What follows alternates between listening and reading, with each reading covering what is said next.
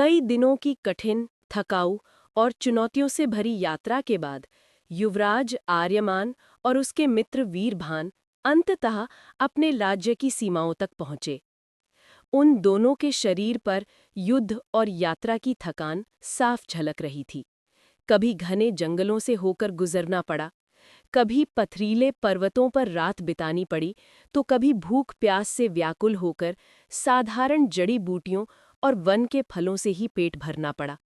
आर्यमान को लगता था कि जब वो राज्य में प्रवेश करेगा तो प्रजा खुले हाथों से उसका स्वागत करेगी, ढोल नगाड़े बजेंगे, फूलों की वर्षा होगी, लोग पुकारेंगे, हमारा युवराज लौट आया, अब हमारे कष्ट समाप्त होंगे। लेकिन वास्तविकता बिल्कुल उलट थी। जब दोनों राज्य की पहली बस्ती में पहुंचे तो देखा कि लोग आपस में धीमी आवाज में बातें कर रहे थे। हर ओर बेचैनी और भय का वातावरण था। कोई खुले दिल से उनका स्वागत करने नहीं आया, बल्कि लोग अपने घरों की खिड़कियों और दरवाजों से झांक रहे थे।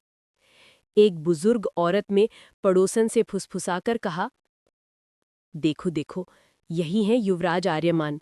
कहते हैं साधुओं और तांत्रिकों से मिलकर अब अपने ही पिता का सिंहासन छीनना चाहता है। एक किसान ने और जोर से आवाज लगाई, हाँ, यही वही है, कभी राजकुमार था लेकिन अब धोखेबाज कहलाता है।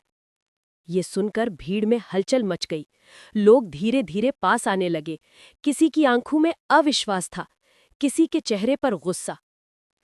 तभी एक आदमी साहस जुटाकर ऊंची आवाज में बोला, युवराज, हमने हमेशा आप पर भरोसा किया था, पर अब कहते हैं कि आप अपने ही पिता को गद्दी से उतारना चाहते हो। क्या ये सच है? क्या आप सच में तांत्रिकों के साथ मिलकर राजपद की लालसा में अंधे हो गए हो? ये सवाल सुनते ही आर्यमान जैसे पत्थर हो गया। उसके सीने पर किसी ने भारी चट्टान रख दी हो, ऐसा महसूस हुआ। कुछ क्षण के लिए वो चुप रहा, फिर धीरे धीरे उसने हाथ जोड़कर कहा, भाइयों और बहनों, मेरे प्राण आपके लिए हैं। मैं अपने पिता का अनादर कभी नहीं कर सकता। सिंहासन मेरी चाहत नहीं है। मेरा लक्ष्य सिर्फ और सिर्फ आपकी रक्षा करना है। राज्य मेरा नहीं, आप सबका है। मैंने कभी राज्य को हथियाने का स्वप्न तक नहीं देखा। उसकी आवाज में सच्चाई थी, लेकिन अफवाहें इतनी गहराई तक जड़ें जमा चुकी थीं कि लोग विश्वास करने को तैयार नहीं थे।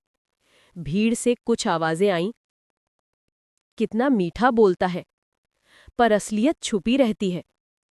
कहीं ये भी छलावा न हो। आर्यमान के दिल को ये तीर की तरह चुभा। उसने सोचा, मेरी अपनी जनता ही अब मुझे शक की निगाहों से देख रही है।